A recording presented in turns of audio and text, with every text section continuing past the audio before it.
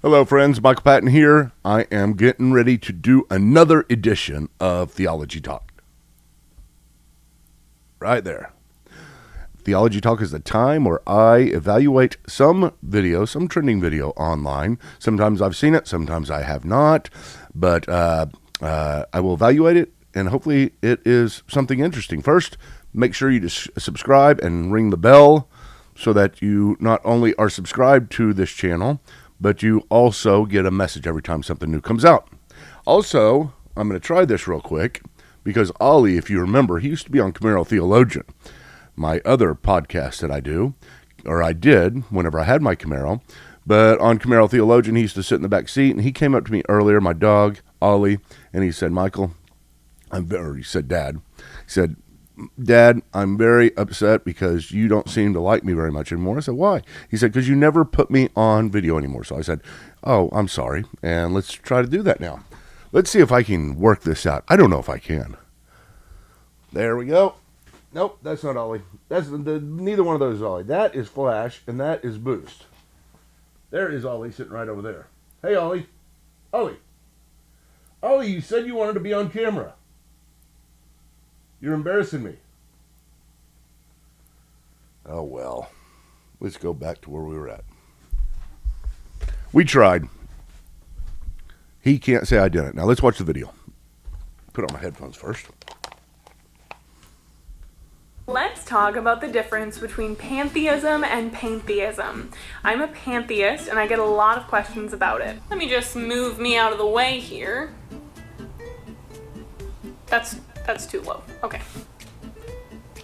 Welcome to class. The belief system that you are probably most familiar with is pantheism, especially if you grew up in Christianity or somewhere where it was the predominant religion. Within Christianity, it is believed that God created the universe, all of the natural world, but ultimately extends beyond space and time, aka heaven and hell. Within Christianity, the world doesn't really matter. It's kind of a hurdle, an obstacle you have to get through in order to get to the good place. Well, not the good place. Great TV show. Pantheism, on the other hand, is the belief that the universe itself is God. You can leave me a review on ratemyprofessors.com. I don't think I'll be leaving a review. That was kind of odd. Pantheism. P-A-N-E theism. I don't think there's such a thing. P-A-N-E theism. There's panentheism, but not pantheism. And there's pantheism. She was right about that. She got pan. That was just, and also that's what Christians hold to, pantheism or panentheism.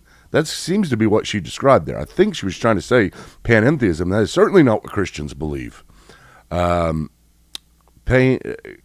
Pantheism. Also, she said that the world doesn't really matter. It is something that we want to escape from. Now, that's Gnosticism. Of course, some Christians do hold to that.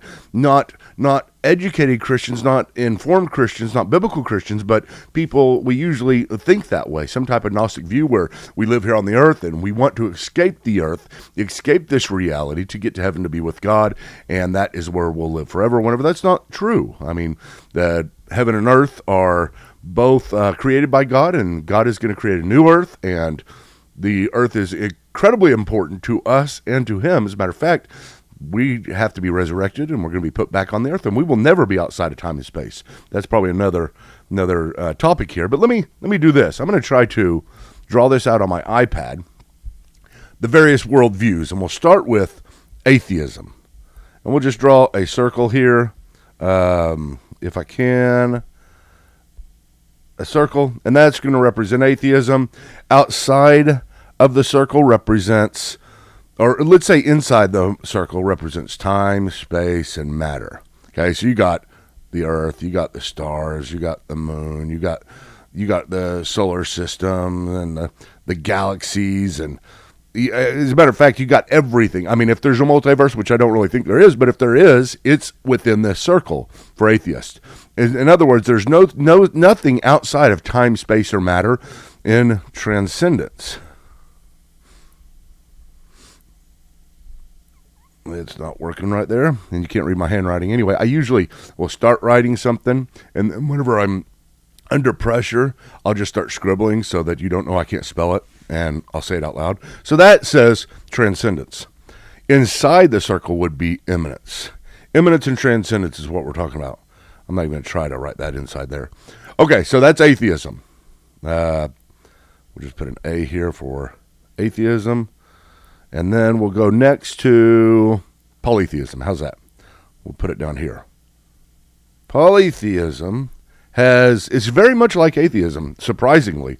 Polytheist and atheist have basically the same philosophical worldview about God, because outside of polytheism, there is no transcendence. Because transcendence requires one God. You can't have many gods outside of the time, space, or matter, because time, space, and matter being outside of that, you can't have multiple of anything.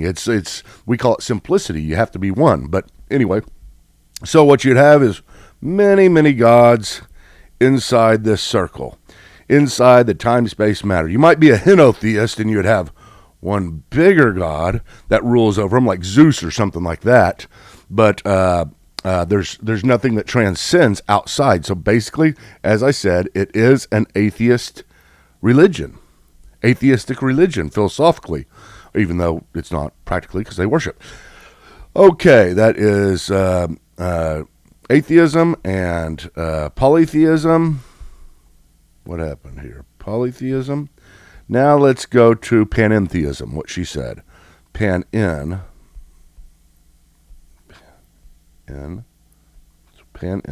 I shouldn't even bother writing anything because I cannot write, especially with this kind of pen here. Let me just erase that for you so I don't embarrass myself anymore.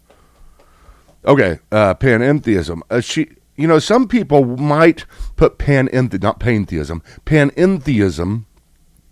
the way she did, where you draw the circle and then draw one inside it, the big circle representing God and the one inside it representing man. But I don't like that, because in panentheism, you do have God being outside of time and space, but also you have him in his essence. Golly, this is hard. Who he actually is, the stuff of what he is made of, is inside the circle and outside the circle. So you have the all of time, space, and matter right here. Time, space, matter. And then you have God outside in eternity and inside. That's the best way to do it here. And so everything was created out of him, but everything is not necessarily him. Panentheism. It's kind of an odd one. It's not very common, certainly not held by Christians.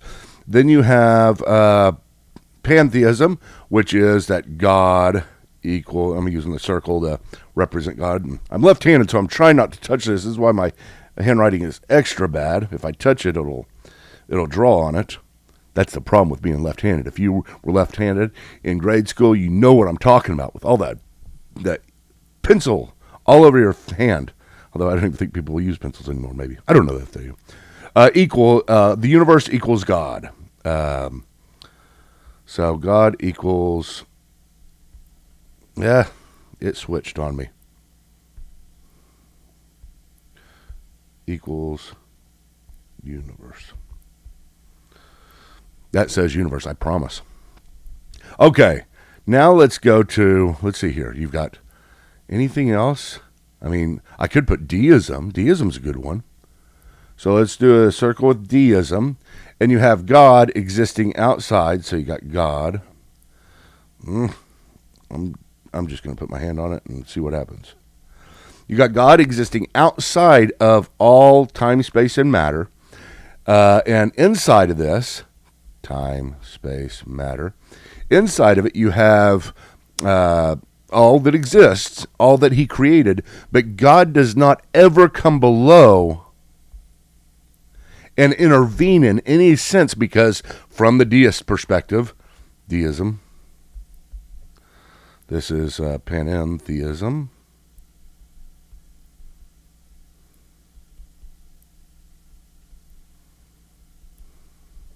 And then this is pantheism. I'll just put pan. It keeps on changing on me. Pan.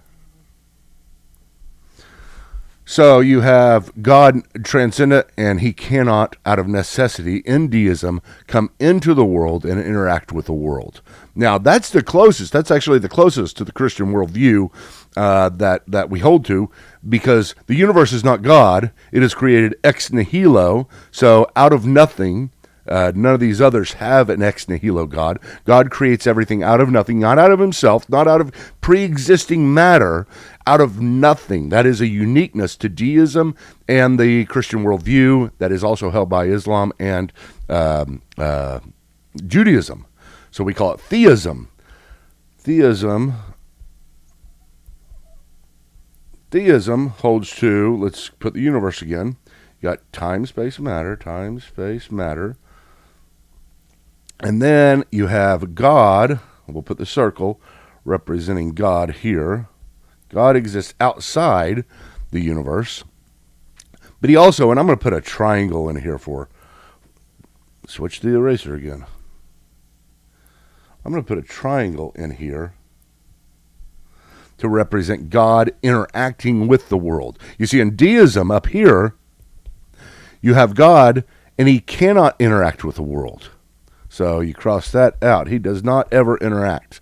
He wound up the clock and let it go, as people have said.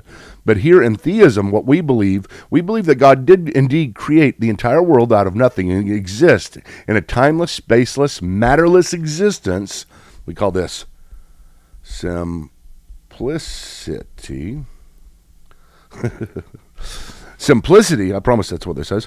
Simplicity, that he is not composed of parts, no material parts or temporal parts or anything like that. He is complete one in his essence. He is one.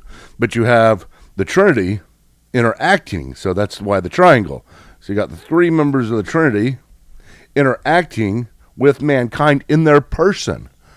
So the essence of God, the stuff of God, doesn't come down below into the time-space matter, but you do have the person of God coming into time, space, and matter, and that's where you have the person of God, Christ, joining together with the humanity of man and becoming the hypostatic union, the fully man and fully God. But I hope that's been helpful. I'm looking at this chart, and that is not helpful at all. Maybe you listened good enough and it made sense, but that is the lesson for today. Listen, one more time, don't forget, let me go here. This is the Patreon page.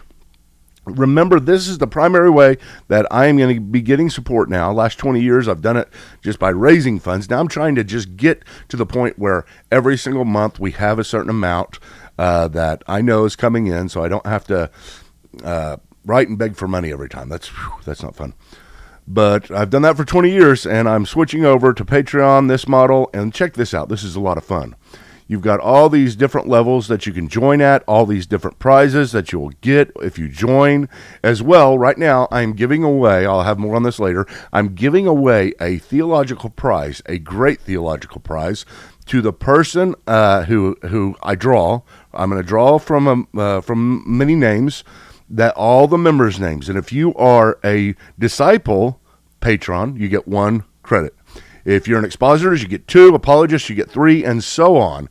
And so you get more credits. The more credits you get, the more opportunity you're going to have to get this prize. And trust me, to enter in at $3 for the prize that I'm going to be giving, you've got to do that, even if you cancel later on, because it's a good prize. And it's a lot better chance than any lottery you'll ever encounter. But anyway, thanks so much for joining us. We'll see you next time.